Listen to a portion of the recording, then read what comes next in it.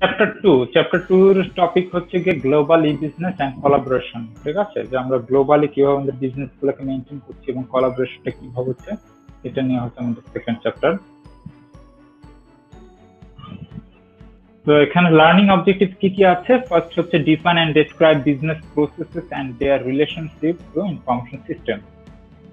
Second হচ্ছে evaluate the role played by system serving the various level of management in a business and their relationship to each other.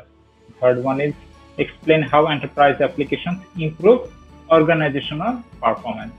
তার মানে কি enterprise application কিভাবে তোমার organisational performance increase করে সেটা নিয়ে বিস্তারিত এখানে বলা আছে।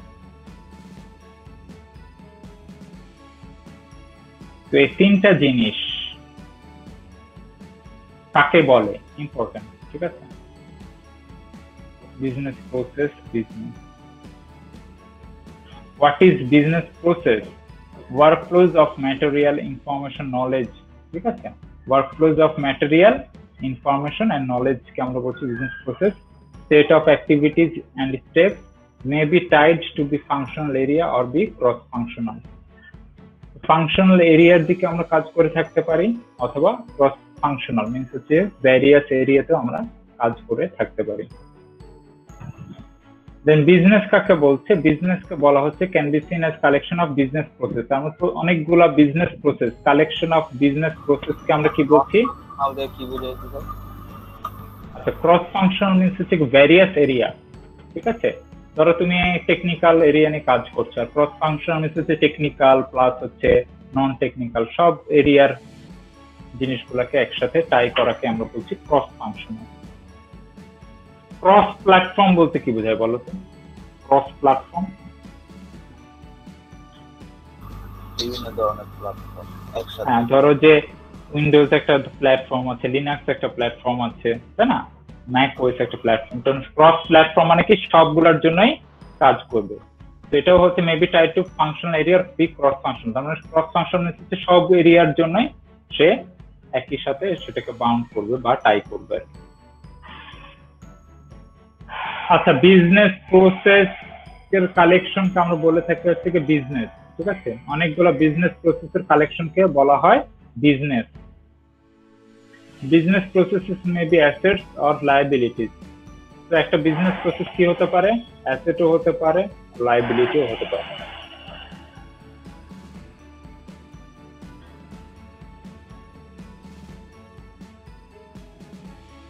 The example of business functional business processes, functional business processes এর মধ্যে কি কি পড়ে?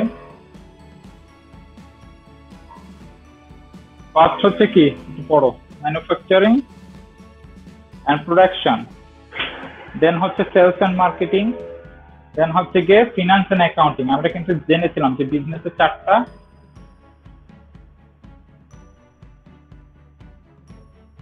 বিজনেসের চারটা পোর্শন আছে। তো কি কি আছে? ফাংশনাল বিজনেস প্রসেসের চারটা পোর্শন কি কি? ফার্স্ট হচ্ছে ম্যানুফ্যাকচারিং প্রোডাকশন, তারপর হচ্ছে কি sales and marketing, then finance and accounting, last one is human resource. Manufacturing প্রোডাকশনের কাজ কি? ম্যানুফ্যাকচারিং প্রোডাকশনের কাজ হচ্ছে অ্যাসেম্বলিং দ্য প্রোডাক্ট। তার মানে তোমার যে ম্যানুফ্যাকচার করা, তুমি যদি একটা ফোন তৈরি করতে চাও বা তুমি একটা ল্যাপটপ তৈরি করতে চাও, তাহলে কি করতে হবে? তোমাকে বিভিন্ন পার্টস গুলোকে অ্যাসেম্বল করতে হবে, দেন ফাইনালি একটা প্রোডাক্ট তুমি পাবা। তারপরে সেলস এন্ড মার্কেটিং কি হচ্ছে? Identifying customer. তুমি কোন লেভেলের কাস্টমারকে টার্গেট করে একটা ল্যাপটপ তুমি বানাতে চাচ্ছ? তুমি কি গেমিং ল্যাপটপ বানাতে চাচ্ছ, নাকি নোটবুক টাইপ ল্যাপটপ বানাতে চাচ্ছ, নাকি তুমি নর্মাল ক্লায়েন্ট ইউজারদের জন্য বা যারা ডকুমেন্টেশনে কাজ করে তাদের জন্য ল্যাপটপ বানাতে চাচ্ছ? সেগুলো হচ্ছে যে তোমাকে আইডেন্টিফাই করতে হবে যে কোন এরিয়ার লোকজনকে তুমি টার্গেট করো, মানে টার্গেট অডিয়েন্স কারা, টার্গেট অডিয়েন্স যার যেরকম সেই হিসেবে তোমাকে তাদের উপর সেই সেলস এন্ড মার্কেটিং তোমাকে করতে হবে। দেন হচ্ছে কি finance and accounting, creating financial statement. Creating financial statement কি বলছে? যে তুমি যে কত টাকা ইনভেস্ট করছো, কি পরিমাণ রিটার্ন পাচ্ছ, সবকিছু মিলে যেটা ফাইন্যান্সিয়াল স্টেটমেন্ট তুমি গেইন করছো at the end of the year অথবা at the end of the month. তুমি তোমার প্রত্যেকটা এমপ্লয়িকে কি পরিমাণ ট্যাক্স সহ তাদের স্যালারি দিচ্ছ, এই সবগুলো কিন্তু তোমার অ্যাকাউন্টিং এবং ফিনান্সের পার্ট। দেন হচ্ছে যে hiring human resources. Human resource মানে এইচআরএম। এইচআরএম দের কাজ কি? তোমার অ্যাক্টিভিটিস, তোমার লিভ, তোমার মানে হায়ারিং, এগুলো সবকিছু নিয়ে কাজ করে কিন্তু এইচআর। এইচআর দের সবকিছু, তুমি যে ডেইলি মাস শেষে যে বেতনটা পাও সেটাও কিন্তু কারা ডিপেন্ড, কাদের উপর ডিপেন্ড করে? এইচআর দের উপর। তারা তোমার দেখে যে তুমি ঠিক মতো কাজ করেছো কিনা, তুমি ঠিক মতো অফিসে অ্যাটেন্ড করেছো কিনা, সবকিছু মিলে সে একটা রিপোর্ট দেয়। সেই রিপোর্টের বেসিসে অ্যাকাউন্টস বা ফাইন্যান্স তোমাকে একটা স্যালারি দিবে, ঠিক আছে? আদারওয়াইজ কিছু টাকা কেটেও রাখতে পারে। আচ্ছা, একটা অর্ডার ফুলফিলমেন্ট প্রসেস। প্রথমে কি হচ্ছে যে সেল থাকে, তোমার কাজ কি? প্রথমে হচ্ছে সেলস। সেলসে তুমি ধরো একটা অনলাইনে গেলা, তুমি কি করবা? একটা যাই জিনিস পছন্দ করা, তারপরে অর্ডার করবা, তারপরে সাবমিট অর্ডার করবা। দেন অ্যাকাউন্টের কাছে এসে তুমি কি করবা? চেক ক্রেডিট, মানে তোমার তুমি বিলটা পে করার চেষ্টা করবে এবং চেক করবে যে তোমার কোনো অ্যাকাউন্টে আছে কিনা, ওখানে তুমি কোন ক্রেডিট কার্ড বা ডেবিট কার্ড দিয়ে করতে চাচ্ছ কিনা সেটা। তারপর হচ্ছে অ্যাপ্রুভ ক্রেডিট। তারপরে তুমি যখন বিলটা দিয়ে দিবা, তারপর সে চেক করবে যে আসলে কি যে এখান থেকে বিলটা নেওয়া হয়েছে সেটা কি ভ্যালিড সোর্স কিনা। এমনও হতে পারে তোমার টাকা নাই ওই ক্রেডিট কার্ডে, আর তুমি ওখান থেকে টাকা দেওয়ার চেষ্টা করতে, তাহলে কি হবে? হবে না।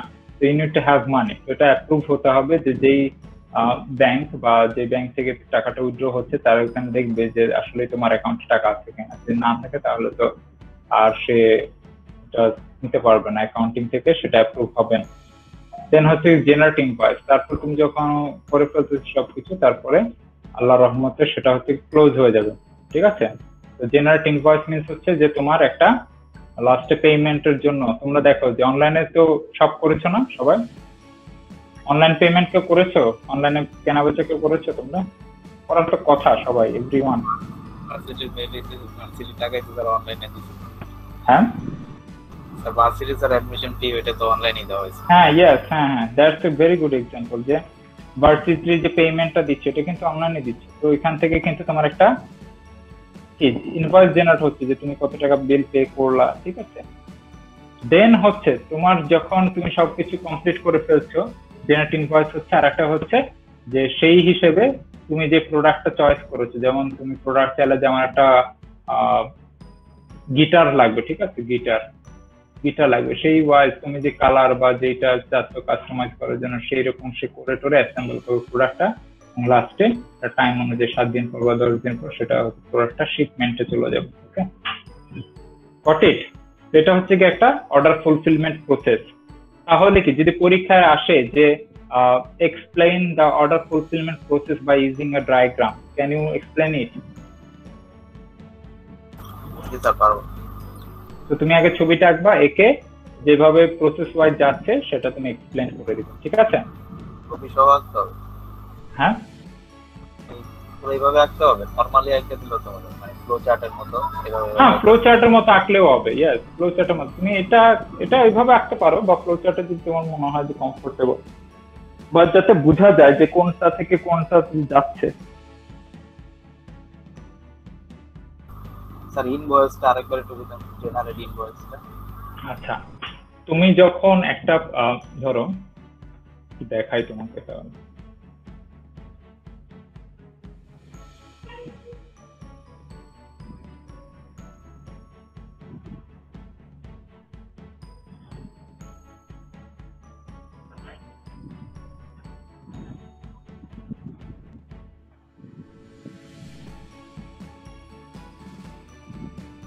জেনারেট ইনভয়েস বলতে বোঝাচ্ছে যে তোমার যে লাস্ট পার্টটা, যখন তুমি বেল সবকিছু কমপ্লিট করে ফেলতেছো, কমপ্লিট করলে তোমার একটা পেপার শো চলে আসে, তাই না?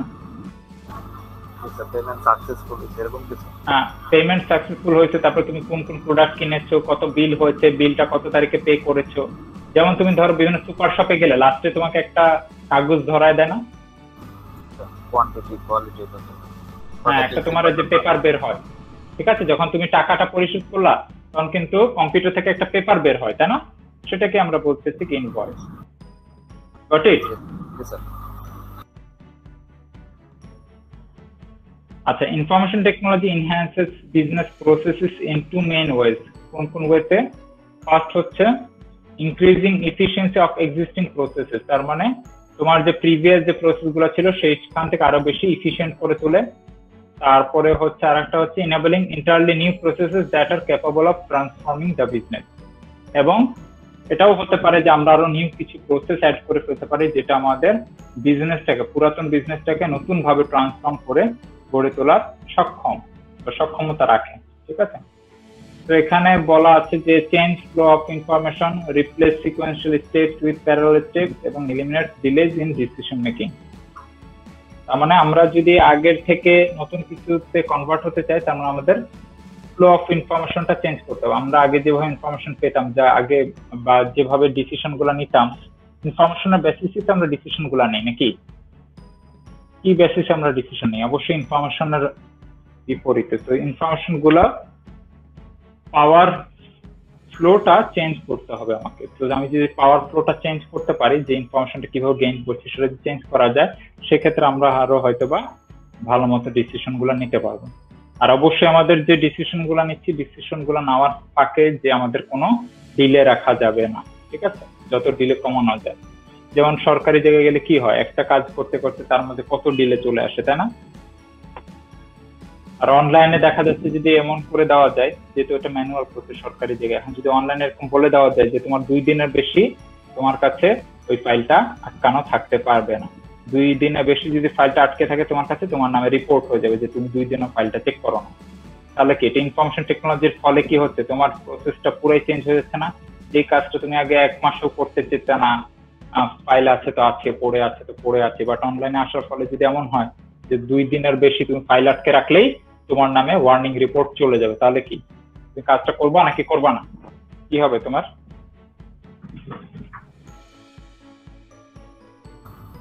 ওই টাইমের মধ্যেই তো করতে হবে। হ্যাঁ, তার মানে তুমি কিন্তু bound to do this work within 2 days। আর আগে কিন্তু তুমি বাউন্ড টু ছিল না। আগে তোমার ইচ্ছা মতো তুমি 30 দিনে করছো নাকি 35 দিনে করছো, এটা কেউ লায়াবিলিটি দেখেও নাই। বাট এখন ডিজিটাল যুগের ফলে সেটা কিন্তু সবাই দেখতে পাচ্ছে। ড্যাশবোর্ডে যদি দেখতে পায় যে হ্যাঁ তোমার কাছে 2 দিন ধরে পেন্ডিং, তুমি এখন ওটাকে সাইন করে দাও নাই, বা তুমি এটাকে এখনো ছেড়ে দাও নাই, যেটা তোমার কাজ করে ছেড়ে দেওয়ার কথা 2 দিন পরে, এই জিনিসগুলা যদি দেখতে পায় এবং এটা যদি সবাই দেখতে পায়, তার মানে কি তুমি সবার চোখে একটু নেগেটিভ ইমপ্রেশন গেইন করে ফেলতেছো, তাই না? তো এটা কিন্তু অনেক বড় একটা ইস্যু যে তোমার সবগুলো কাজের কিন্তু ডিলে কমানো লাগবে, এবং এই ডিলে কমানোর জন্য আমাদের ইনফরমেশন টেকনোলজি খুবই বেশি ইফেক্টিভ। আচ্ছা, সিস্টেমস ফর বিজনেস ইন্টেলিজেন্স। আচ্ছা, firms also have business intelligence systems that focus on delivering information to support management decision making.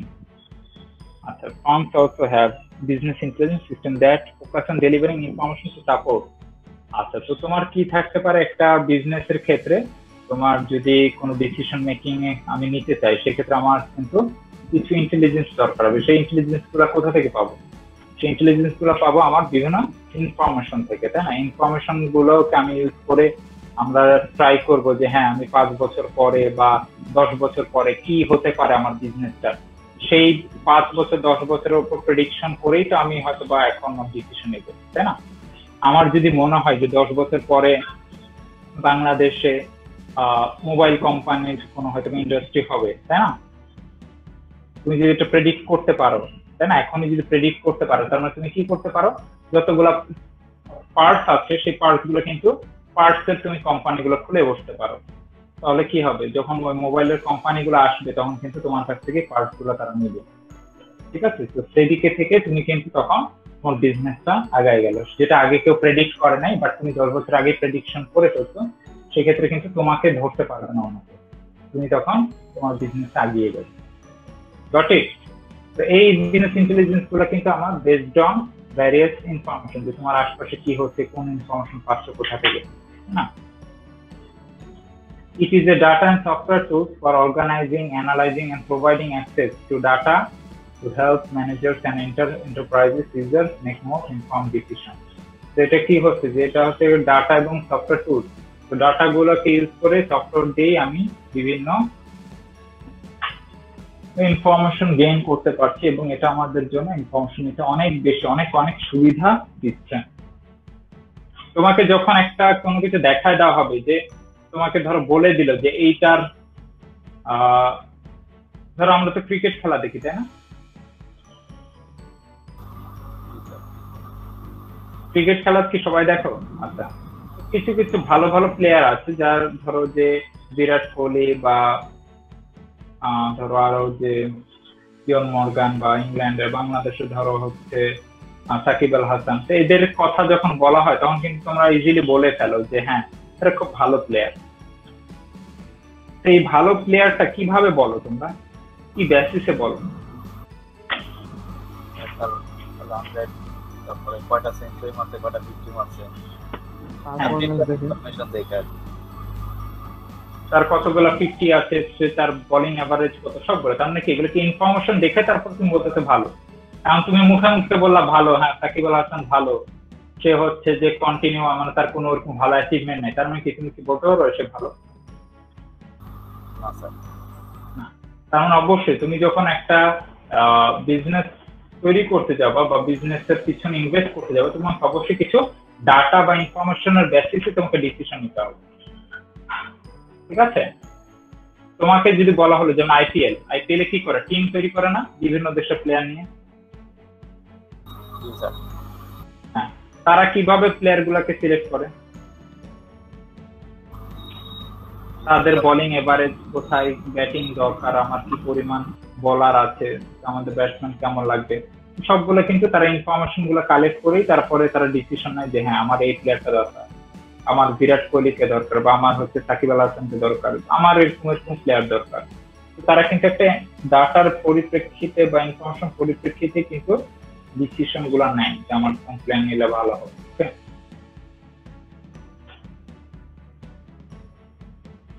আচ্ছা, টিপিএস বা ট্রানজেকশন প্রসেসিং সিস্টেম, এটা কাকে বলা হয়?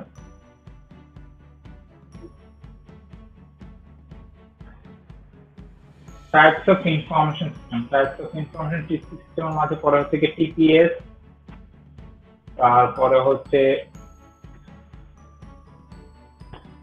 এমআইএস, তারপর হচ্ছে ডিএসএস,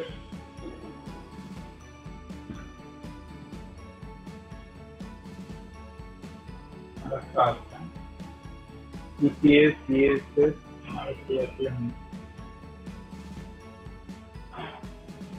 বইটা কি তোমরা দেখো? বইটা দেখেছো? আছে স্যার, হ্যাঁ ডাউনলোড করা আছে। ডাউনলোড করা আছে এখন, দাঁড়াও আমি বইটা বের করি।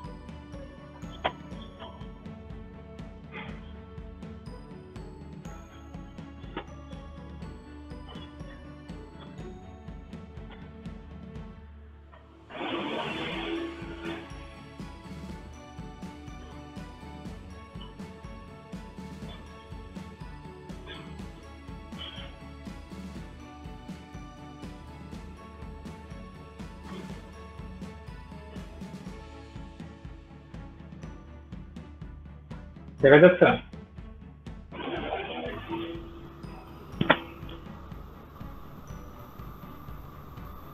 হ্যালো, সবাই দেখতে পাচ্ছ বইটা? জি স্যার।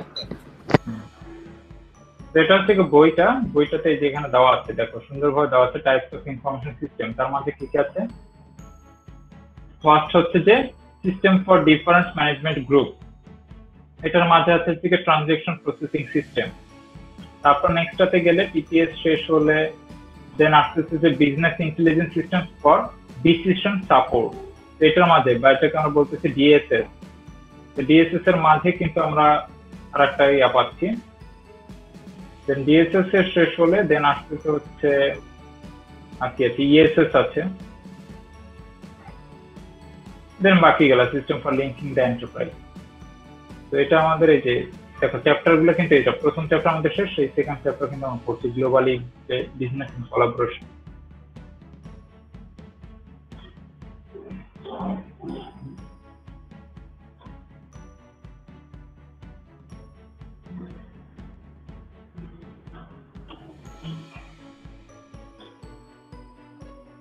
তো ট্রানজেকশন প্রসেসিং সিস্টেম ফার্স্টটা কি? So perform and record daily routine transactions necessary to conduct businesses. আমাদের কাজ হচ্ছে আমাদের ডেইলি ট্রানজাকশনকে রেকর্ড করে রাখা, যেমন হচ্ছে কি sales order entry, payroll, shipping, আমার কতগুলো শিপমেন্ট হচ্ছে, আমি কাদেরকে কি পে করছি, তারপর আমাদের সেলস অর্ডার গুলো কি বেসিসে আসছে, তো এইগুলো এন্ট্রি করে রাখা হচ্ছে কি টিপিএস এর কাজ। Allow managers to monitor status of operations and relations with external environment. যেমন ম্যানেজারের হয়তো একটা ড্যাশবোর্ড থাকবে, তারা দেখতে পারবে যে বাকি এক্সিকিউটিভরা কাদের সাথে অপারেশন ডিল করছে বা কি রিলেশন বজায় রাখছে। তারপর হচ্ছে কি সার্ভ অপারেশনাল লেভেল, তার মানে অপারেশনাল লেভেলের মানুষদের সাথে এই টিপিএসটা কাজ করে থাকে, তাদেরকে সার্ভ করে থাকে। Serve predefined structured goals and decision making, এবং টিপিএস কি করে প্রি-ডিফাইন্ড এবং স্ট্রাকচারাল ওয়েতে আমাদের ডিসিশন মেকিং এ সহায়তা করে থাকে।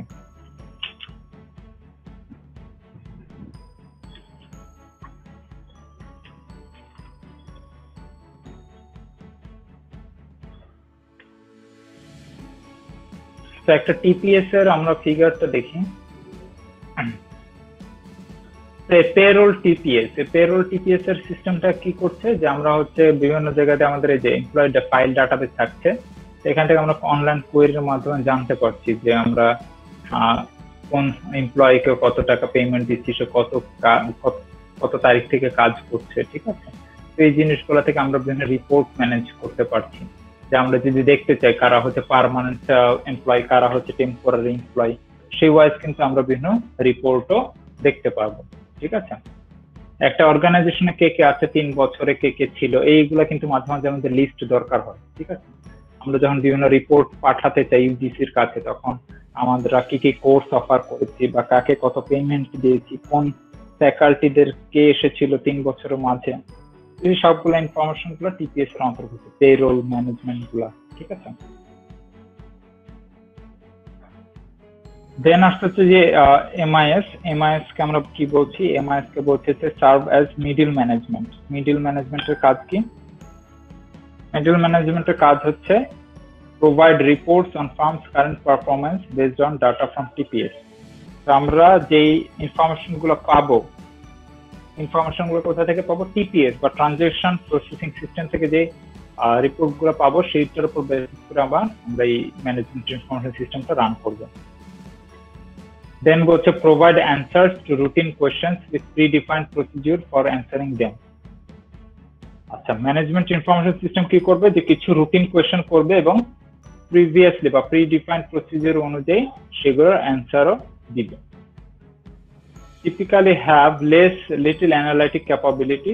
এই অ্যানালাইটিক ক্যাপাবিলিটি বলতে বোঝাচ্ছে যে আমরা যে ক্যালকুলেটিভ থিঙ্কিং গুলা এমআইএস এর মাঝে কম, আমাদের ক্যালকুলেশন পার্টটা এখানে আমাদের হয় না, এখানে হচ্ছে গিয়ে আমরা বিভিন্ন জায়গার ইনফরমেশন গুলো নিয়ে দেন ওগুলা থেকে কোন কোয়েশ্চেন থেকে অ্যান্সার দেওয়ার চেষ্টা করে থাকি এমআইএস টা।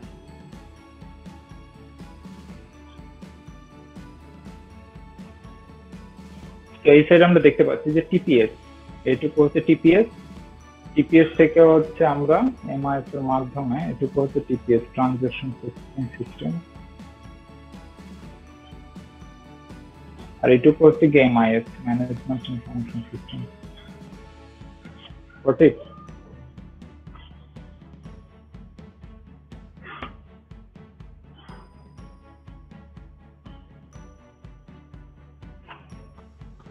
লেজার সিস্টেম কি? লেজার সিস্টেম যে অ্যাকাউন্টিং এটা জেনারেল লেজার সিস্টেম, এটা কি? আচ্ছা, জেনারেল লেজার সিস্টেম যে ডেবিট ক্রেডিট, ওগুলোকে আমরা যখন কোন একটা ফাইলে রেখে দেই তখন সেটাকে বলা হয় লেজার। তোমরা অ্যাকাউন্টিং কোর্স করছো তো মনে হয়? না স্যার। অ্যাকাউন্টিং কোর্স করো নাই? না স্যার। হাই কি বলবো, করবো না নাকি পরে করার আছে তো, কিন্তু একটা ক্লাসও হয় না এখন এই সেমিস্টার। ও আচ্ছা, এই সেমিস্টার আছে। আচ্ছা, ওকে, তখন তোমরা দেখবে যে লেজার কাকে বলা হয়। লেজার হচ্ছে যে তুমি যে কস্টিং, মানে তোমার ডেবিট ক্রেডিট, তুমি যে কত আয় ব্যয় করছো সেইটা যে জমা রাখার যে যেই মানে বুকলেটটা, সেটাকে আমরা বলি লেজার। ঠিক আছে, লেজারকে বলা হয় জাবেদা, জাবেদা বাংলায়।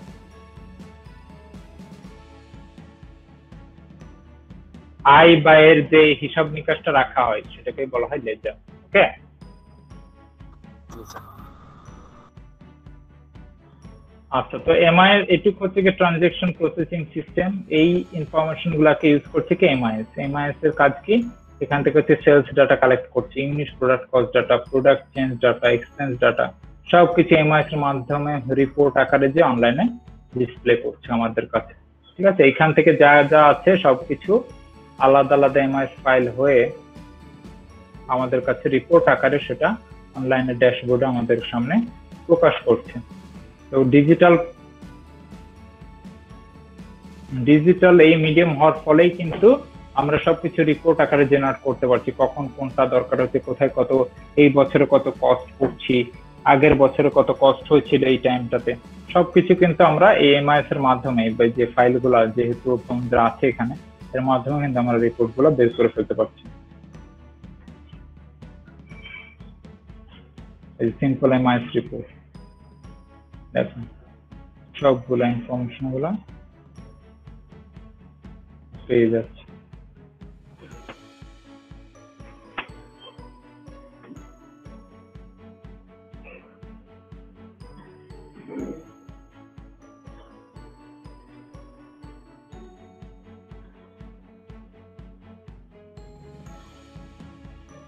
আচ্ছা, ডিএসএস আমরা কি টিপিএস টা বুঝতে পেরেছি, টিপিএস এবং এমআইএস?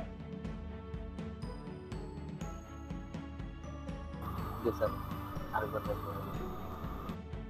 তো টিপিএস জিনিসটা কি হচ্ছে? টিপিএস হচ্ছে যে আমার ট্রানজেকশন প্রসেসিং সিস্টেম। তো আমরা এমপ্লয়ীদেরকে কিভাবে কি কোথায় কি ফ্যাসিলিটি দিচ্ছি সেই জিনিসগুলোকে ইউজ করে এমআইএস কি করতে পারছে। এমআইএস হচ্ছে মিডল ম্যানেজমেন্ট হিসেবে কাজ করে। তো এমআইএস এর কাজ কি? এই ইনফরমেশন গুলোকে রিপোর্ট আকারে আমাদের সামনে তুলে ধরা, যে আমি যে একটা এমপ্লয়ীকে হচ্ছে লাস্ট 10 ইয়ার্স বা 5 ইয়ার্সে কি পরিমাণ টাকা ইনভেস্ট করেছি, সে তার বদলে আমাকে কি দিচ্ছে, এই জিনিসগুলো কিন্তু বের করে দেয় কি এমআইএস এর রিপোর্ট, তাই না? তা একটা এমপ্লয়ীকে আমি ধরো গত 5 বছরে ধরো 10 লাখ টাকা তার পিছনে খরচ করেছি, বাট তার বিজনেস অ্যাক্টিভিটিস বা তার যে কাজের জন্য রাখা হয়েছে সেটার হয়তো বা ভ্যালু হয়তো বা সে, আমি তার পিছনে 10 লাখ খরচ করেছি, বাট তার রিটার্ন কিন্তু আমার কোম্পানির পিছনে দেখা যাচ্ছে 5 লাখ বা 6 লাখ। মানে কি, টাকা আমি যত দিয়েছি তার চেয়ে আমার প্রফিট বেশি একটা হয়নি। তাহলে কি করতে পারি? আমি যদি এই ইনফরমেশন গুলো গেইন করতে পারি, তার মানে কি, যখন আমি ফিউচারে কোনো এমপ্লয় যদি স্যাক করতে চাই, তাহলে কিন্তু আমার এই ইনফরমেশন গুলো দিয়ে আমি কারেক্ট ওয়েতে এমপ্লয়ীদেরকে রিডিউস করতে পারবো। ঠিক আছে, বুঝা গেছে? তো এমআইএস এর কাজ হচ্ছে বিভিন্ন এই ইনফরমেশন গুলোকে কাজে লেগে বা মিডলম্যান হিসেবে কাজ করে রিপোর্ট জেনারেট করা, যেটা আমাদেরকে ডিসিশন নিতে সুবিধা করবে। Got it?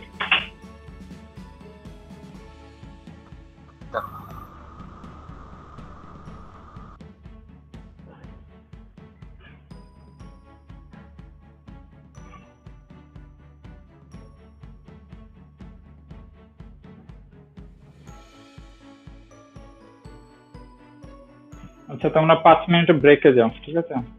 পানি টানি খেয়ে আসো, রেস্ট নাও।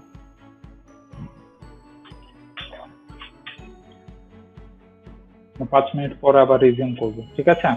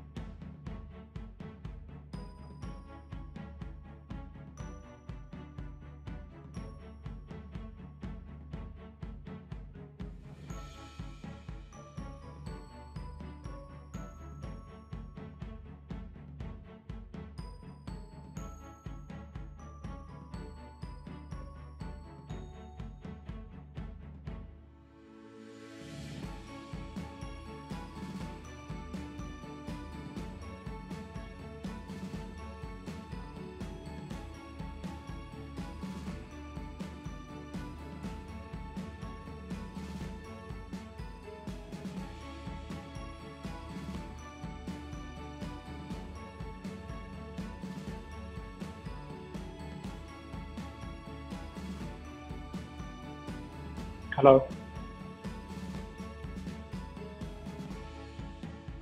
জি স্যার। আছো সবাই? জি স্যার। ওকে, জি স্যার।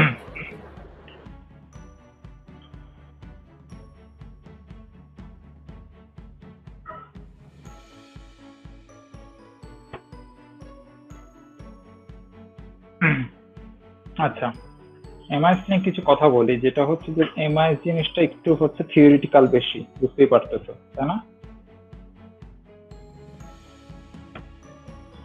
জি স্যার। তো হচ্ছে তোমার পয়েন্ট আকারে যেইগুলো আছে, পয়েন্টগুলো তোমাকে ভালো মতো বুঝতে হবে এবং মনে রাখতে হবে। পয়েন্টগুলো সম্পর্কে যদি আইডিয়া থাকে তখন তোমার লিখতেও সুবিধা হবে। এই জন্য বলছি যে বইটা তো তোমরা যদি ফলো করো, বইটাতে কিন্তু আরো অনেক বেশি ডেসক্রিপটিভ থেকে এখানে যেমন 2-1 লাইন লেখা আছে, স্লাইড গুলাতে কিন্তু 2-1 লাইন করে লেখা আছে।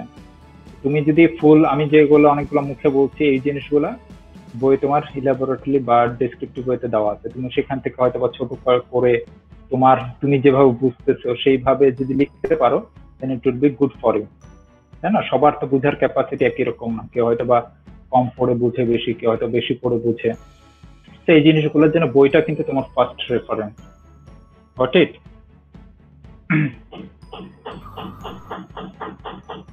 আচ্ছা, দেন আসতে হচ্ছে ডিএসএস। ডিএসএস হচ্ছে গিয়ে ডিসিশন সাপোর্ট সিস্টেম। তো এটা কি করে, যেমন এমআইএস এ কি ছিল, এমআইএস এ ছিল যে serve as middle management, DSS টা হচ্ছে serve as middle management. Middle management কি? মিডল ম্যানেজমেন্ট বলতে বোঝাচ্ছে যে এইটাকে বেস করে হয়তোবা আমরা কোনো ডিসিশন নিতে সক্ষম হব। তারপরে আগেরটা এটাতে কি বলছে, decision support system support non routine decision making. Non routine বলতে কি বোঝায় বলো তো? হোয়াট ইজ নন রুটিন আর what is routine? routine system or non-routine system, can anybody explain?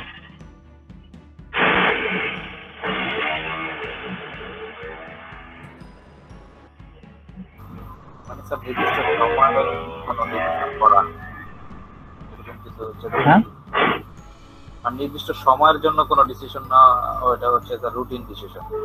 না, রুটিন ডিসিশন হচ্ছে গিয়ে যেটা আমি জানি অলরেডি, আমি হ্যাবিচুয়েটেড।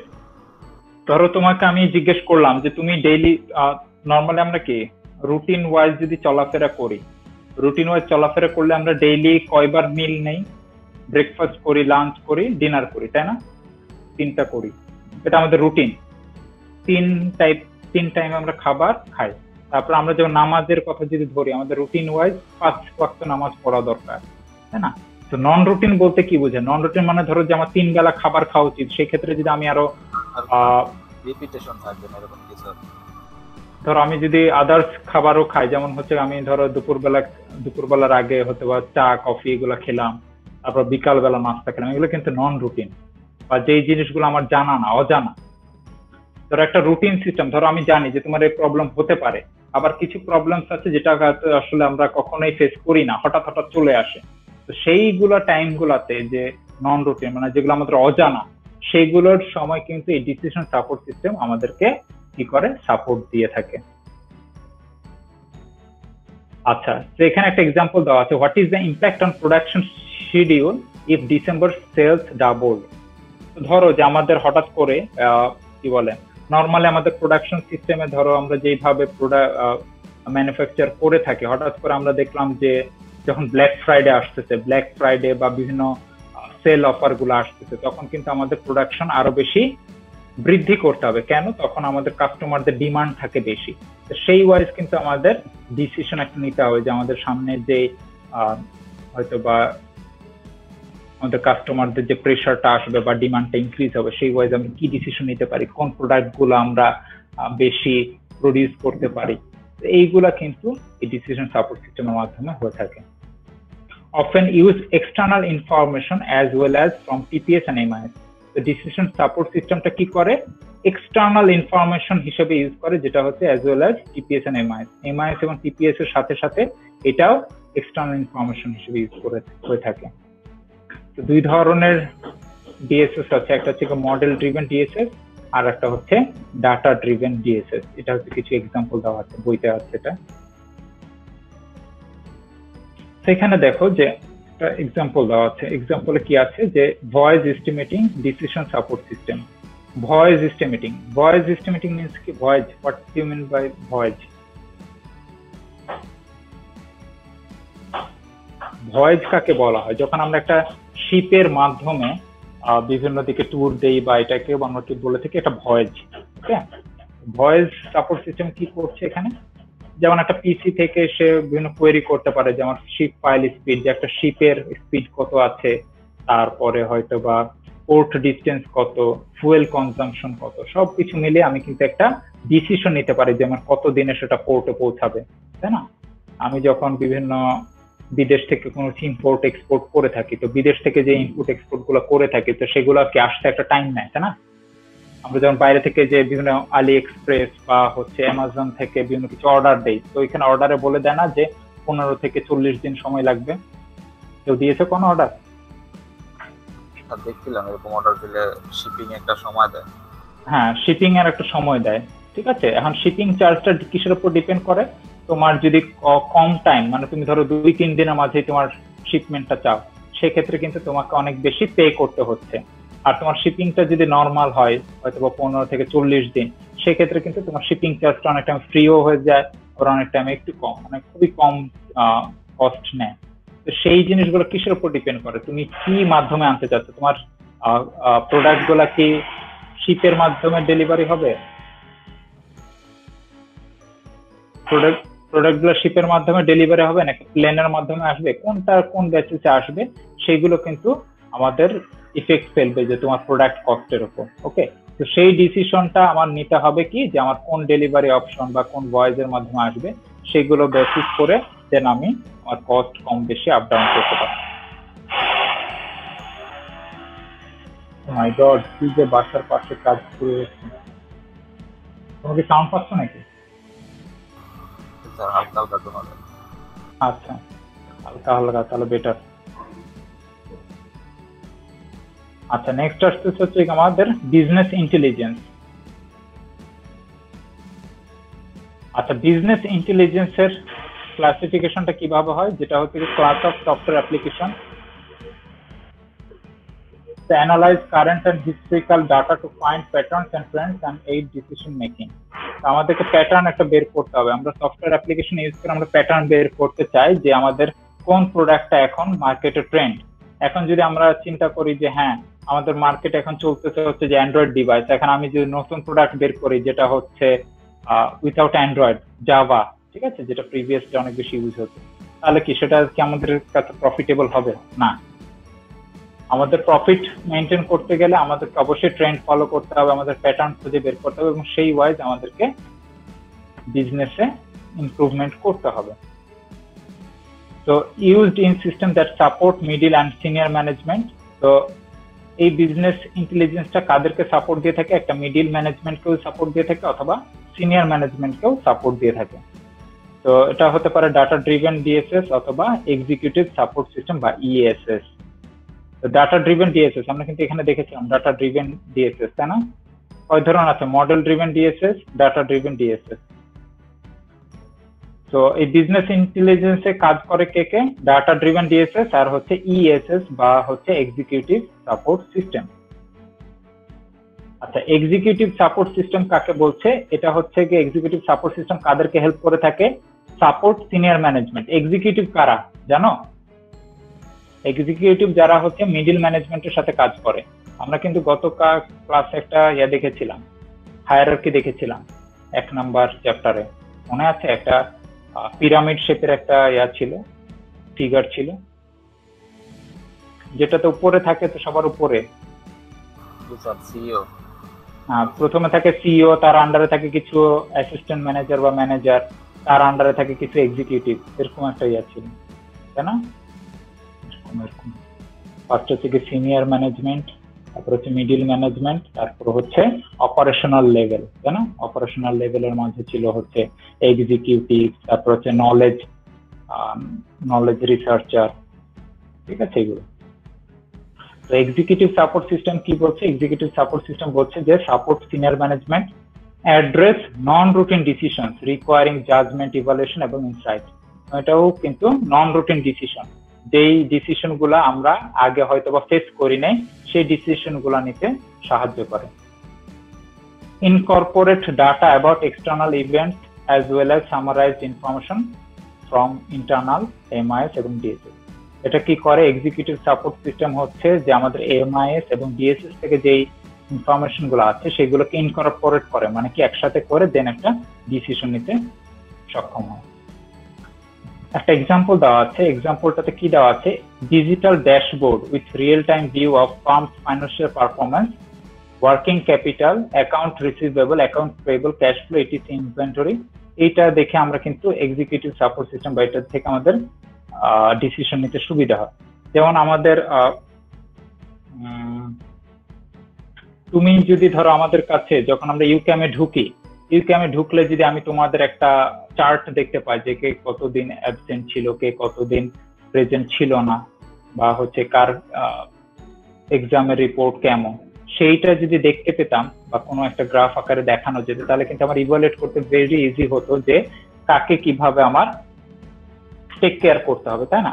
তো একটা অর্গানাইজেশনে তাদের যদি এরকম থাকে যে হ্যাঁ আমার কোম্পানির ফাইন্যান্সিয়াল স্ট্যান্ডিংটা কি অবস্থা, তারপর আমার কোন দিকে জোর দিতে হবে, আমাদের কি ম্যানুফ্যাকচারিং এর দিকে জোর দিতে হবে, নাকি আমার মার্কেটিং এর দিকে জোর দিতে হবে, নাকি আমার কাস্টমারের দিকে জোর দিতে হবে, সবকিছু মিলিয়ে কিন্তু আমাদের একটা পারফরমেন্স অ্যানালাইসিস করতে পারে হচ্ছে এক্সিকিউটিভ সাপোর্ট সিস্টেম। এই যে এখানে কিন্তু আমাদের একটা চার্ট দিয়ে দেওয়া আছে যে কোন টাইমে কি কি আছে, ঠিক আছে?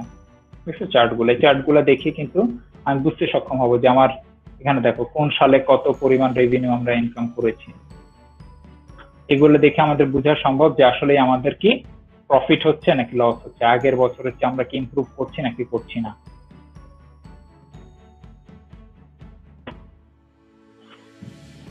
আচ্ছা, system from a constituency perspective, transition processing system supporting operational level employees, management information system and DSS কাদেরকে সাপোর্ট করে, সাপোর্ট ম্যানেজার, আর এক্সিকিউটিভ সাপোর্ট সিস্টেম সাপোর্ট করে কাদের, এক্সিকিউটিভদের, ঠিক আছে? টিপিএস কাদেরকে সাপোর্ট করে, অপারেশনাল লেভেল এমপ্লয়িজদের। অপারেশনাল লেভেল এমপ্লয়িজ কারা, যারা একদম লোয়েস্ট লেভেল এক্সিকিউটিভ বাইদের সাথে কাজ করে থাকে, সেগুলোকে বলা হয় লোয়েস্ট লেভেল। একটা পিরামিডের লোয়েস্ট লেভেলে যারা থাকে তাদেরকে সাথে তাদের সাপোর্ট দেয় হচ্ছে টিপিএস, আর মিডিলদেরকে সাপোর্ট দেয় কে, এমআইএস আর হচ্ছে ডিএসএস। এখানে হচ্ছে এমআইএস আর ডিএসএস সাপোর্ট দেয়। আর এক্সিকিউটিভ সাপোর্ট সিস্টেম কাদেরকে সাপোর্ট দেয়, এক্সিকিউটিভ দেয়, এটাও হচ্ছে লোয়ার লেভেলের, এখানে হচ্ছে ডিএসএস। ওকে, আর যারা মিডল লেভেলে কাজ করে তারা কি অপারেশন লেভেলে যারা এমপ্লয়ি আছে তাদের থেকে বেশি আর্ন করে না জবে? হ্যাঁ হ্যাঁ অবশ্যই, হ্যাঁ মিডল লেভেল দাম নাই বেশি। হ্যাঁ, যাদের কাজ বেশি মানে তারা কম কাজ করে বাট তারা ডিসিশন নেয় বেশি, ঠিক আছে? এক্সিকিউটিভ লেভেলের কাজ তো ওদের ডিসিশন মেক করা না, ওদের কাজ হচ্ছে ডিসিশন যা হবে সেই হিসেবে কাজ চালায় যাওয়া। আর ম্যানেজমেন্ট লেভেলের কাজ হচ্ছে কি তারা হচ্ছে বিভিন্ন ডিসিশন দিবে কোন হিসেবে কাজ করতে হবে। That's why they are more than the operational level employees. Okay,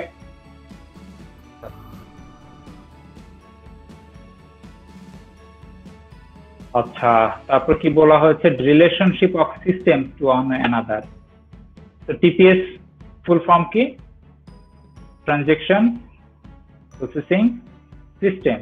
ESS means কি, এক্সিকিউটিভ সাপোর্ট সিস্টেম। আচ্ছা, টিপিএস কে কি বলা হচ্ছে, major source of data for other system. আর ইএসএস হচ্ছে recipient of data from lower level system. তো lower level system থেকে কে ইনফরমেশন নেয়, যেটা দেখো ইএসএস হচ্ছে লোয়ার লেভেলে কাজ করে। তো ইএসএস হচ্ছে লোয়ার লেভেলের ডাটা গুলো থেকে সে হচ্ছে রিসিভ করে এবং সেই রিসিভ গুলা ইমপ্লিমেন্ট হয় হচ্ছে TPS A. Data may be exchange between system. তো ডাটা যদি আমি এক্সচেঞ্জ না করি তাহলে কিন্তু আমাদের পারফরমেন্স অ্যানালাইসিস করা সম্ভব না। তো এক সিস্টেমের ডাটা আমাকে অবশ্যই অন্য সিস্টেমের সাথে ইনকর্পোরেট করতে হবে। In reality, most businesses systems are only loosely integrated, but they are getting better. Loosely integrated means কি,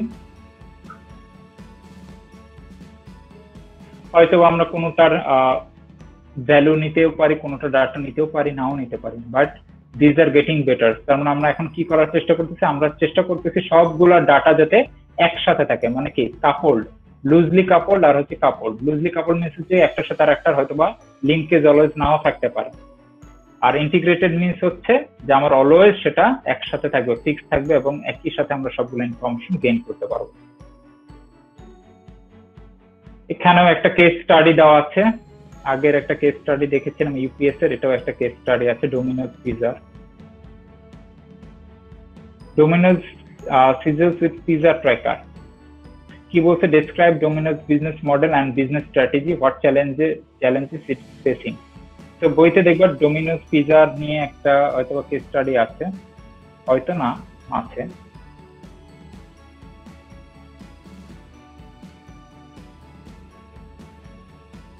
এই যে দেখা তো যাচ্ছে না, না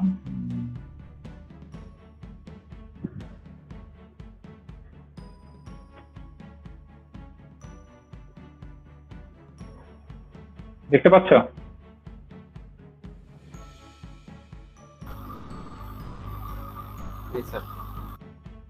এখানে হচ্ছে তোমার একটা কেস স্টাডি দেওয়া আছে, এখানে তুমি ইনফরমেশন গুলো পড়ে দেন এগুলো অ্যান্সার করবে, ঠিক আছে? Case study question, what kind of systems are described in this case, identify and describe business processes it supports, describe the input, processes and outputs of the system. How do this system help Domino's improve its business performance? Then how did the online pizza ordering system improve the process of ordering in Domino's Pizza? এই জিনিসগুলো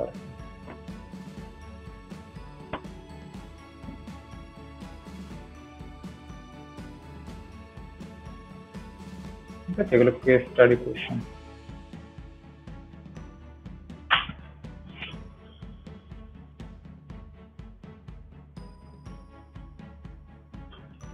দেন আসতেছে হচ্ছে কি enterprise application. Enterprise application বলতে আমরা কি বুঝি, what is enterprise application? তো এন্টারপ্রাইজ অ্যাপ্লিকেশন বলতে আমরা বুঝি যে systems for linking the enterprise. একটা এন্টারপ্রাইজে কিন্তু অনেক ধরনের পার্ট থাকতে পারে, আমার থাকতে পারে হচ্ছে ম্যানুফ্যাকচারিং পার্ট, আমার থাকতে পারে মার্কেটিং পার্ট, আমার থাকতে পারে অ্যাকাউন্টিং পার্ট, আমার থাকতে পারে ট্রানজেকশন পার্ট। অনেক ধরনের পার্ট গুলোকে আমরা একসাথে যদি লিঙ্ক করতে পারি সেটাকে বলা হচ্ছে এন্টারপ্রাইজ অ্যাপ্লিকেশন, বা হচ্ছে আমরা যেটাকে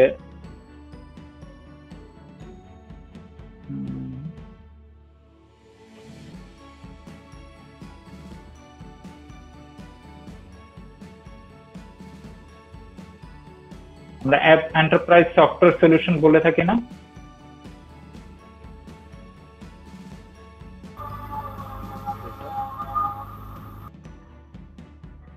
তো সেটা কি করে, এন্টারপ্রাইজ অ্যাপ্লিকেশনকে বলছে যে আমরা একই সাথে একটা কোম্পানির অনেক ধরনের পার্ট থাকতে পারে, ঠিক আছে? একটা কোম্পানির অনেক ধরনের উইং থাকতে পারে, হয়তো বা কোনোটা ডিল করে অ্যাকাউন্টিং নিয়ে বা ফাইন্যান্স নিয়ে, কোনোটা ডিল করে ম্যানুফ্যাকচারিং নিয়ে, কোনোটা কাজ করেছে মার্কেটিং নিয়ে, কোনোটা কাজ করেছে কাস্টমারকে নিয়ে, ঠিক আছে?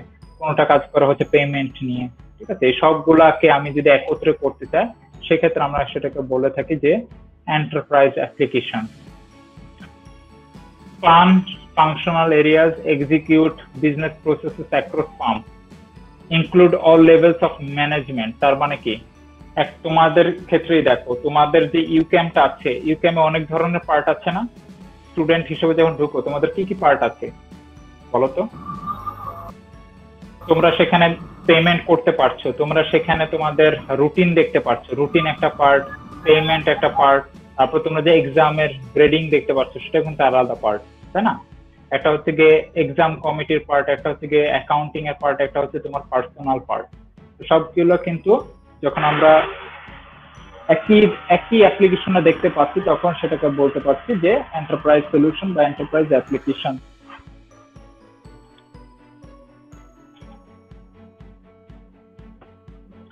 ফোর মেজর টাইপ অ্যাপ্লিকেশন আমরা নরমালি বিজনেসে ইউজ করে থাকি। একটা থেকে এন্টারপ্রাইজ সিস্টেম, একটা থেকে supply chain management system, customer relationship management system, আর একটা হচ্ছে knowledge management system. Very very important, চারটা ভালো মতো পড়বা, ঠিক আছে?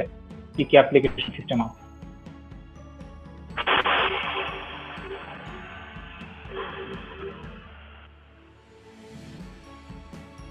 তো এন্টারপ্রাইজ সলিউশনের ক্ষেত্রে আমরা দেখতে পাচ্ছি যে এখানে সবগুলাকে কি করছে, কাস্টমার ম্যানেজমেন্ট সিস্টেম যা আছে সবগুলাকে একই সাথে কম্বাইন করতে পারছে কারা? এন্টারপ্রাইজ অ্যাপ্লিকেশন আর্কিটেকচার, ঠিক আছে, একসাথে করছে। collects data from different farm functions and store data in single central data repository। তার মানে একই করে বিভিন্ন ব্রাঞ্চ থেকে, ধরো একটা কোম্পানি, গুগলের অনেক ব্রাঞ্চ আছে তাই না, গুগলের অনেক ব্রাঞ্চ আছে, তো মাইক্রোসফটের অনেকগুলো ব্রাঞ্চ আছে, সবগুলো ইনফরমেশন যখন একটা সেন্ট্রাল ডাটাবেজের মাধ্যমে আমি রাখতে চাচ্ছি, তখন সেটা কি হচ্ছে, এটাকে আমরা বলতে পারছি এন্টারপ্রাইজ সিস্টেম, যেটা কি করে collects data from different farm function. কোন একটা ধরো লন্ডন, গুগল লন্ডনে আছে হচ্ছে তোমার এইচআর ডিভিশন, এইটাতে আছে হচ্ছে অ্যাকাউন্টিং ডিভিশন ধরো আমেরিকার যেটাতে, আবার আরেকটাতে আছে হচ্ছে কাস্টমার ডিভিশন থাইল্যান্ডেরটা বা সিঙ্গাপুরেরটা। সবগুলোকে আমি একটা সেন্ট্রাল ডাটাবেজের মাধ্যমে যদি রাখি, কারণ দেখো যে এক একটার ইনফরমেশন কিন্তু এক এক রকম, বাট আমি যদি হেডকোয়ার্টার থেকে দেখতে চাই তাহলে কিন্তু আমার একটা সেন্ট্রাল ডাটাবেস দরকার হবে বা সেন্ট্রাল একটা সিস্টেম দরকার হবে, তাই না? তো সেই সেন্ট্রাল সিস্টেমটাকে আমরা বলছি এন্টারপ্রাইজ সিস্টেম।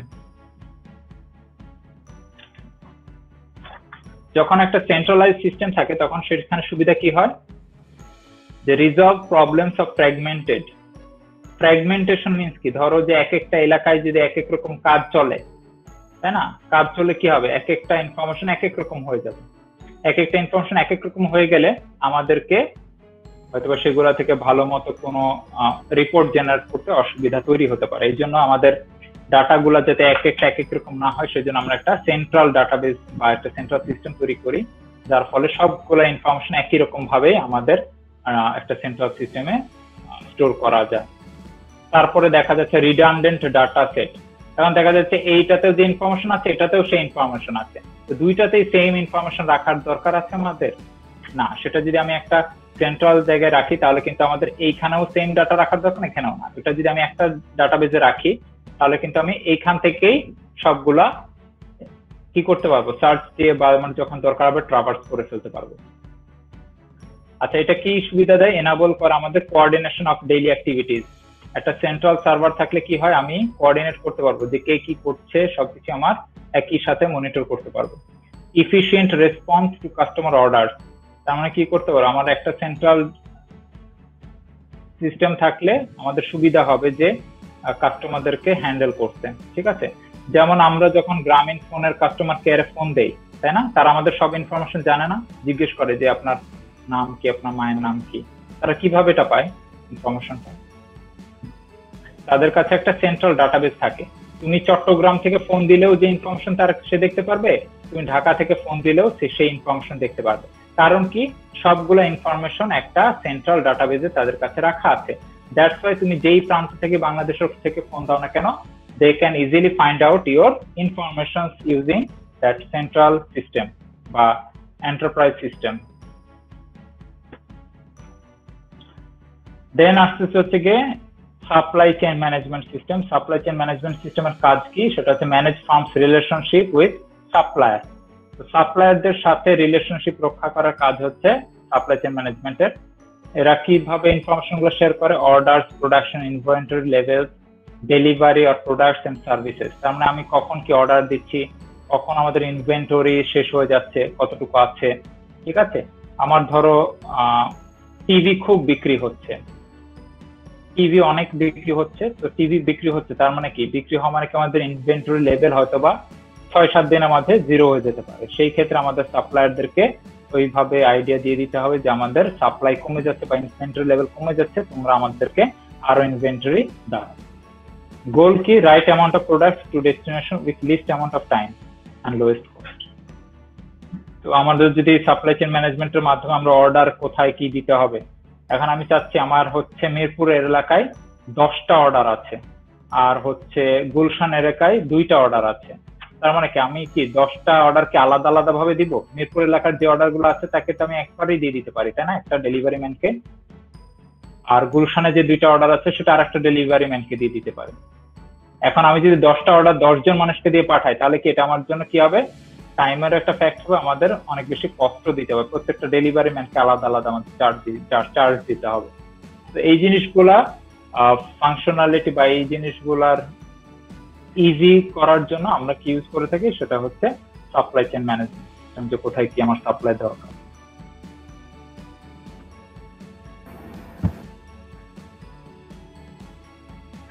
তারপরে আসতেছে যে কাস্টমার রিলেশনশিপ ম্যানেজমেন্ট সিস্টেম। তো কাস্টমার রিলেশনশিপ ম্যানেজমেন্ট সিস্টেম সম্পর্কে আমরা সবাই জানি। আমরা যখনই বিভিন্ন গ্রামীণ ফোন কল সেন্টারে ফোন দেই, তা সেটাকে আমরা কি বলি?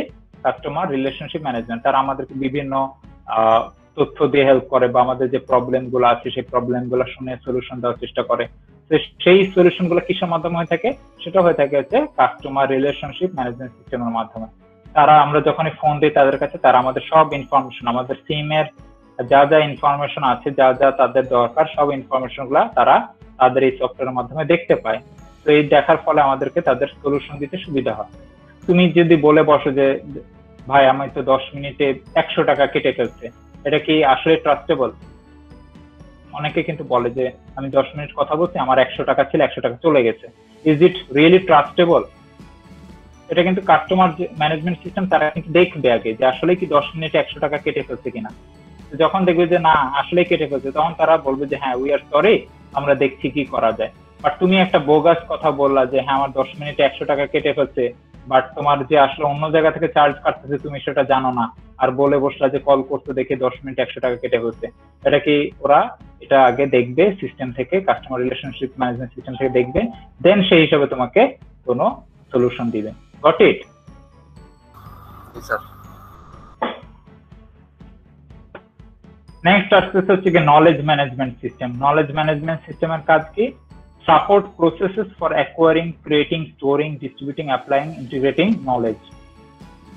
তো আমি কিভাবে কোনটা কি করতে পারবো, প্রোডাক্ট কিভাবে আমি অ্যাকোয়ার করতে পারবো, কিভাবে স্টোর করবো, কিভাবে ডিস্ট্রিবিউট করবো, এই নলেজ গুলোর কাজ দিয়ে থাকে, বা এই নলেজ গুলো নিয়ে কাজ করে থাকে নলেজ ম্যানেজমেন্ট সিস্টেম। তো এটার এক্সাম্পল কি? How to create, produce, distribute products and services. যেমন কোন ওয়েতে গেলে আমাদের সুবিধা হবে, কোনটাতে কস্ট কম হবে, কোনটা কোনভাবে আগালে আমরা প্রফিট বেশি রাখতে পারবো, কিভাবে আমরা সাপ্লায়ারদেরকে হ্যাপি রাখতে পারবো, কোন সাপ্লায়ারদের কাছ থেকে আমার প্রোডাক্টটা নিলে ভালো হবে। তো এই জিনিসগুলো হিসাব রাখা হচ্ছে knowledge management system. Collect internal knowledge and experience within firm and make it available to employees. তারপর আমরা বিভিন্ন এমপ্লয়ীদের কাছ থেকে, ধর একজন তোমার কি আছে এক্সপিরিয়েন্স কোনো এমপ্লয়ার আছে বা আছে কি বলে এমপ্লয়ি আছে, সেক্ষেত্রে কি করতে পারো? তাদের কাছ থেকে তুমি ইনফরমেশন গুলা নিয়ে, ইনফরমেশন গুলা ইউজ করে তুমি অন্যান্য যে আমাদের ইনএক্সপেরিয়েন্স এমপ্লয়ি গুলো আছে তাদের কাছে তুমি সেগুলো শেয়ার করতে পারো।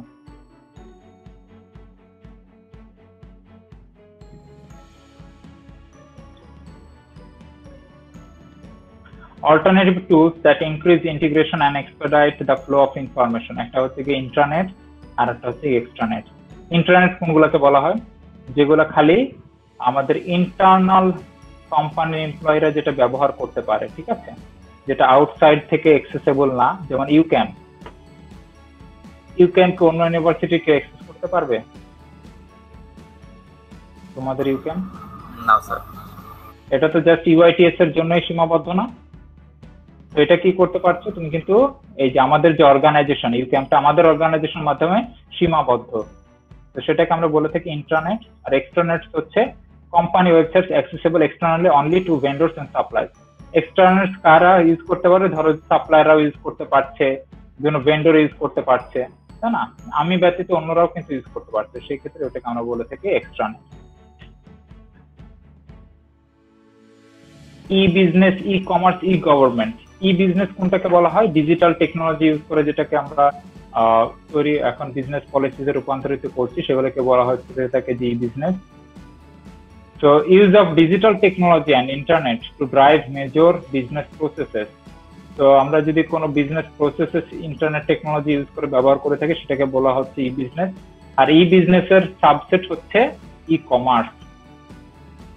ই কমার্স তো আমরা খুবই পরিচিত এখন, তাই না? সবকিছুই অনলাইনে যেগুলো করে থাকছি সেগুলো হচ্ছে ই কমার্সের মাঝে পড়ে, এবং এটা হচ্ছে গিয়ে সাবসেট। সাবসেট মিনস কি? এটা যদি বিজনেস হয় এটার কিছু পোর্শন হচ্ছে ই কমার্স। বুঝতে পারছো? সাবসেট বুঝো? কোন একটা পোর্শন থেকে তার কিছু পোর্শন যেটা থাকে সেটাকে আমরা বলে থাকি তার সাবসেট। E-government কোনগুলা? Using internet technology to deliver information and services to citizens, employees and business, এগুলোকে বলা হয় থাকে e-government।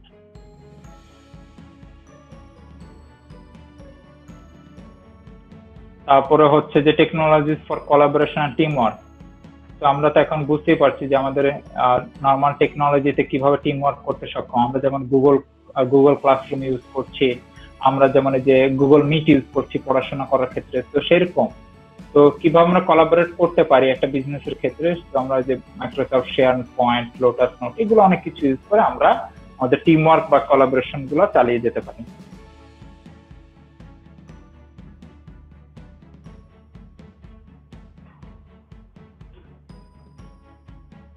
তো এখানে কিছু কোয়েশ্চেন দেওয়া আছে, কোয়েশ্চেন গুলার অ্যান্সার তোমরা খুঁজে বের করবে। The one consulting firm has predicted that video and web conferencing will make business travel extinct. Do you agree or not? Why or why not? ঠিক আছে, এগুলো হচ্ছে বিভিন্ন তোমার মেন্টাল কোয়েশ্চেন, যে তোমার কাছে কি মনে হয়, সেগুলোর পিছনে তোমার লজিক বিল্ড করতে হবে, মানে আর্গুমেন্ট দিতে হবে যে হ্যাঁ এটা হলে এটা হবে, এটা না হলে এটা হবে না। What is the distinction between video conferencing and telepresence? তারপরে কি বলা আছে, what is the way in which video conferencing provides value in a business? Would you consider it smart management? Explain your answer. তারপর বলা হলো, if you are in charge of a small business, would you choose to implement video conferencing? What factors would you consider in your decision? কি কি factor তুমি consider করে এই video conferencing বলতে কি বোঝায়, যে আমরা লাইভ ওয়েতে যে কমিউনিকেশনটা করতে পারি সেটা। কেন, কোন ফ্যাক্টর গুলো তোমার কাছে মনে হচ্ছে যেটার জন্য আমার মনে হচ্ছে যে তুমি একটা তোমার অর্গানাইজেশনে ভিডিও কনফারেন্সিং অ্যাড করতে চাচ্ছ? ওকে,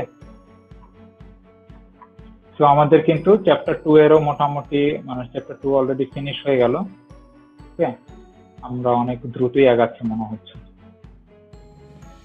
তো এই কোয়েশ্চেন গুলো এবং তোমাদের কিছু কেস স্টাডি আছে, যেমন হচ্ছে কেস স্টাডি একটা ছিল ডোমিনোজ পিজার, সেই কেস স্টাডিটা এবং এই যে এটা ইন্টারেক্টিভ সেশন স্মার্ট ম্যানেজমেন্ট, সেগুলোর অ্যান্সার গুলো তোমরা লিখে ফেলবা, লিখে ফেলে আমাকে নেক্সট ক্লাসের মাঝে এগুলো আমাকে সাবমিট করবা। তার আগে যে একটা দিছিলেন ওইটার যে কেস স্টাডি কোনটা দিয়েছিলেন? আর ওটা বই থেকে দিছিলেন। কোনটা বুঝিনি? বই থেকে স্যার একটা দিছিলেন চ্যাপ্টার 1 এ। হ্যাঁ, চ্যাপ্টার 1 থেকে তো একটা দিয়েছিলাম। তাহলে স্যার এটা কি ছিল জানি? ইউপিএস করে ফেলবা, যতগুলো আছে সবগুলাই করবা। ইউপিএসটা আগে দিবা, এটা পরে টাইম নিয়ে আমাকে দিবে। কোনগুলো দিব স্যার? এখন আপাতত ইউপিএস এর যেটা দিয়েছি কেস স্টাডি চ্যাপ্টার 1 এর ইউনাইটেড পার্সেল সিস্টেমে দেখবো যে কিছু কোশ্চেন্স আছে। স্যার এগুলো কি স্যার হ্যান্ডরাইটিং দিব নাকি স্যার মাইক্রোসফট ওয়ার্ডে লিখে ডক্সে দিব? ওয়ার্ডে দিতে পারো, ওয়ার্ডে দিলে বেটার হবে। তোমরা তো এটা ফাইন্ড আউট করবা, ঠিক আছে? আপনাকে মেইল করে ফাইন্ড আউট করে ক্লাসরুমে তো অ্যাসাইনমেন্ট টাইপের কিছু দেওয়া নেই, আপনাকে মেইলে পাঠিয়ে দেব। না, এটা আমি গুগল ক্লাসরুমে, তোমরা গুগল ক্লাসরুমে সেটা সাবমিট করবো। ওকে, আমি একটা থ্রেড ক্রিয়েট করব, ওইখানে অ্যাসাইনমেন্ট হিসেবে ওইখানে তোমরা জমা দিবে। ওকে, আজকে আমি থ্রেড ক্রিয়েট করে দিচ্ছি। হ্যাঁ, আমি ওটা এখনই দিয়ে দিচ্ছি। দেখো, তোমরা ওই যে এমআইএস এর ওইখানে ঢুকলেই দেখতে পারবা যে আমি দিয়ে দিচ্ছি। কোশ্চেনগুলো স্যার দিয়ে দিয়েছি।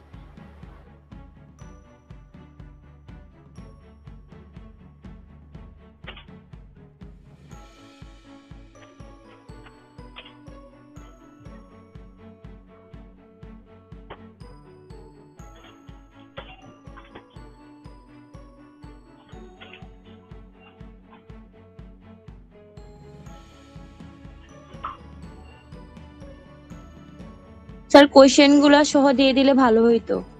আচ্ছা, ওকে।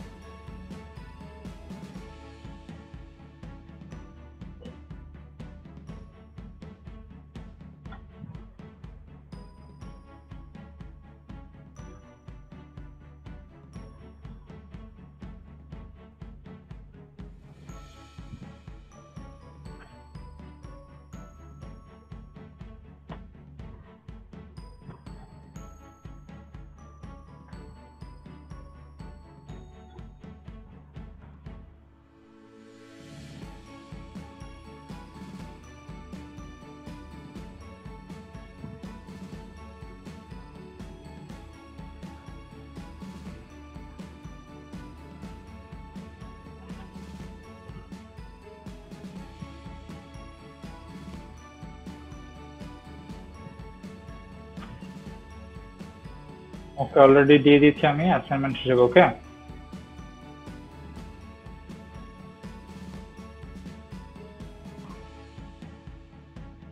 হ্যালো,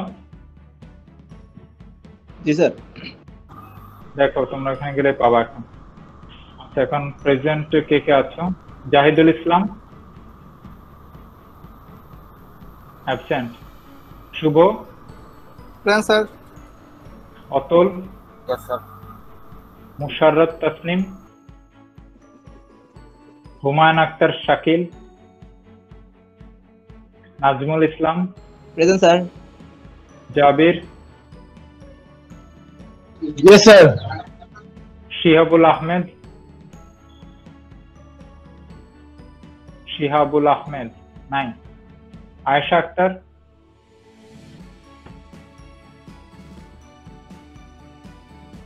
আয়েশা আক্তার সেতু আছে? সেতু না ছিল, চলে গেছে না?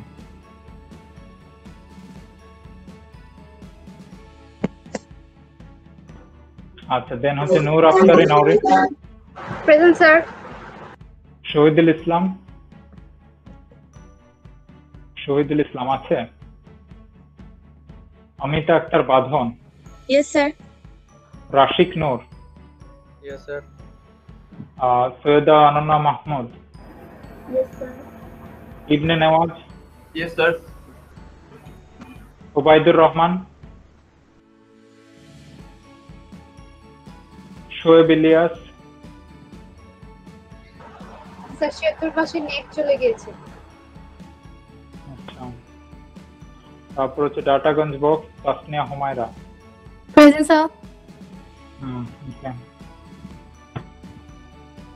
ডাটাগঞ্জ কই গেছে আবার?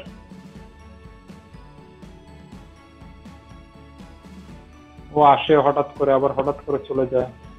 স্যার ওর পিসিতে প্রবলেম স্যার। ও হঠাৎ করে আসে, হঠাৎ করে আবার গায়েব হয়ে যায়। আচ্ছা ঠিক আছে, তোমরা তাহলে যে অ্যাসাইনমেন্টটা দিয়ে ফেলো, আমরা নেক্সট উইকে আবার দেখা হবে। ঠিক আছে, আল্লাহ হাফেজ সবাইকে। Yes sir. Thanks for motivation.